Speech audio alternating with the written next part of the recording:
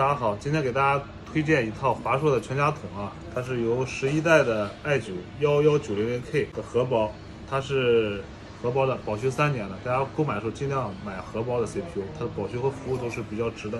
主板仍然是华硕的 M13-H 系列，就是 ROG 的系列。硬盘给大家推荐的是西数的 SN850黑盘 1T7000的传输的。